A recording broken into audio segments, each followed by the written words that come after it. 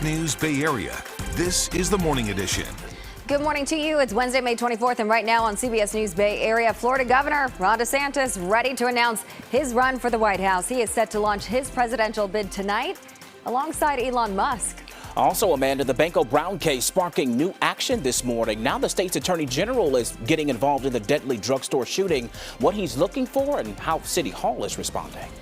And Carnaval is this weekend, which means a celebration of Latin American, Caribbean, and African cultures. So have you heard of capoeira? Well, coming up, I'm going to introduce you to a San Francisco group keeping martial art-infused dance alive in the Bay. And temperatures keep cooling down as we head into our Memorial Day weekend. I'll let you know how that's going to impact any outdoor plans coming up in your First Alert forecast. And it is already getting busy on some of our Bay Area bridges. Plus, we're dealing with a couple of wind advisories. I'll tell you which ones. We have a lot to get to this morning for you, but first we want to make sure you are prepared to step out the door for whatever you may have to do today, school or work.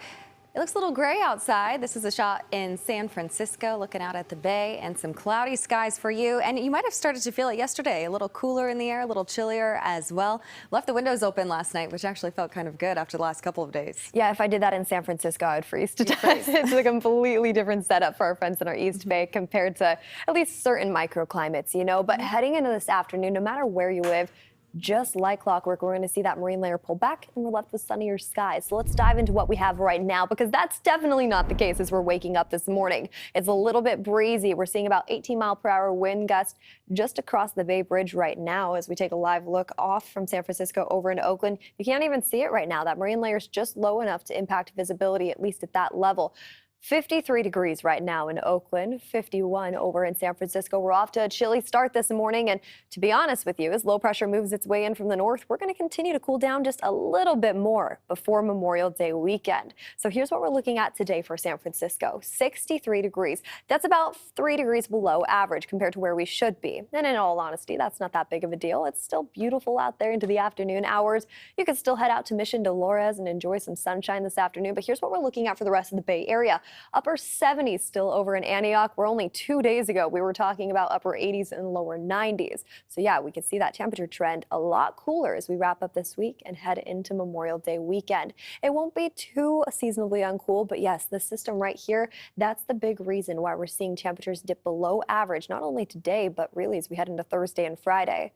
We have plenty of sunshine, though, heading into the weekend, which is just great news. I'll show you your Memorial Day forecast coming up in a bit. But for now, Gianna, it's Wednesday. How are the roads looking out there this morning? You know, a little bit windy out there. And yes, Jess, we need a good weekend and good weather because there's going to be a lot going on. All right, right now, as you're getting ready to head out the door, if you're getting ready to take that ride over towards the Bay Bridge, it is already busy. Metering lights are on, and this sort of sets the tone where we're at for the morning commute as more and more cars hit the freeways to work and school. So busy ride heading into San Francisco. Also pretty windy out there. Wind advisory for that drive across the Carquinez Bridge. It's busy anyway, westbound 80 out of Vallejo as you work your way through there, and stays slow again once you hit Hercules, westbound there on 80. If you're taking south 680 at Parish Road, there is a crash over on the right-hand side of the roadway. That's got traffic backed up almost to 80 at this point. Lanes are open, but a lot of spectator slowing for folks traveling through there. Once you're past that point, it is windy as well across the Benicia Bridge, and you're really going to feel it. There is an advisory that was issued for the Benicia Bridge as well as the Altamont Pass. But that's pretty typical for that ride through here. If you're coming out of Tracy, getting onto 580,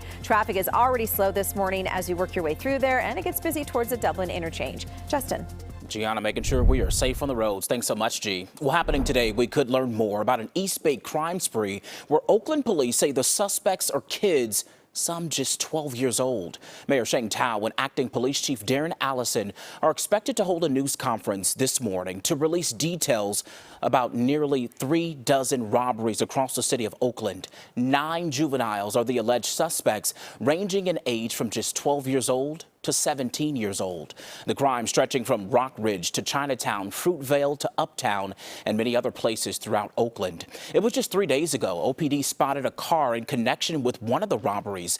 Officers tracked down that car, and once they got there, some of the juveniles sped off. A police helicopter followed that car. Eventually, all 9 kids were arrested, 6 boys and 3 girls. OPD says the city has seen a 7% increase in robberies compared to this time last year. there.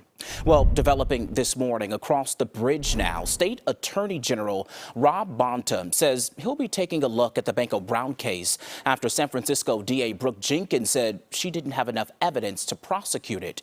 Brown was fatally shot last month by a Walgreens security guard who said he was trying to stop Brown from shoplifting. The guard also told police that Brown threatened to stab him. The killing led to protest, which then sparked the debate over the city's response to rampant retail theft. Jenkins sent us a statement saying her office provided the highest degree of transparency possible with this case. She also added that she welcomes the Attorney General's review and will cooperate and assist. Amanda. All right, well, back in San Francisco, Justin. A first of its kind outdoor hearing on the city's drug crisis lasted only 15 minutes because protesters cut it short. Take a listen. Well, thank you, President Peskin, for your question. I do think that it's an unfortunate scene there, and our Betty Yu tells us that meeting took place at one of the worst drug hotspots in the city. The goal was to find solutions to the city's drug crisis, but instead it all ended when people started shouting and throwing things. I run into people day in and day out in the Tenderloin, and they say, London, we would have never been allowed to get away with this stuff back in the day. And the fact is, it's time for a change. We want to get people help, but we will not continue to allow things to just occur as they have been. Mayor London Breed spoke forcefully as she called for a tougher approach to dealing with the brazen open-air drug crisis during a special session held at UN Plaza, the epicenter of the problem. It wasn't hard for our cameras to find people openly using drugs nearby, in the shadow of City Hall. I think they should give us housing. You know what I'm saying? There's 276,000 millionaires in the city. The off-site meeting was called by Supervisor Aaron Peskin, who said while the problem isn't new, it's become so visible many San Franciscans don't feel safe. Within minutes, the meeting turned chaotic.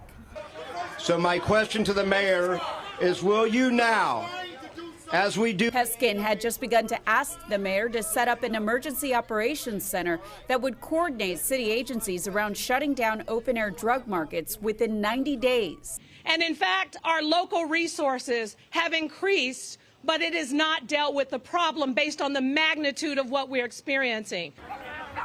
Protesters quickly shouted down the meeting, and witnesses said someone threw a brick, injuring a teen, before being subdued by the crowd and police. The meeting was moved to City Hall. We are proposing changes to our state law, and we will be enacting local programs to try to end this disruptive behavior. The mayor also spoke passionately about the next generation growing up in the city. Why should someone else's rights be put before their needs and their safety and what they deserve too in a place like San Francisco that claims to be so compassionate and liberal? What about them? So our other top stories now. Florida Governor Ron DeSantis is planning to launch his 2024 presidential campaign today. He's expected to make that announcement in a live Twitter appearance with the social media platform's owner, Elon Musk. DeSantis will join the other GOP candidates in the presidential race, including former President Donald Trump, South Carolina Senator Tim Scott, and former Governor Nikki Haley. And speaking of Trump, a New York judge has scheduled his criminal trial date for March 25th of next year. He is charged with falsifying business records to conceal money paid to silence porn star Stormy Daniels in 2016. So what this announcement means is the former president will be going on trial during the heart of the Republican primaries. Typhoon Mawar is bearing down on the U.S. territory of Guam, and authorities in Guam are warning everyone in the area to brace themselves until tomorrow morning. You can see just how dramatic that weather is there in this video right here. That storm packs the force of a Category 4 hurricane. It has brought lightning, dangerously heavy winds, heavy rain, and power outages to nearly all of the U.S. Pacific territory. The typhoon could be among the strongest storms on record to strike the island.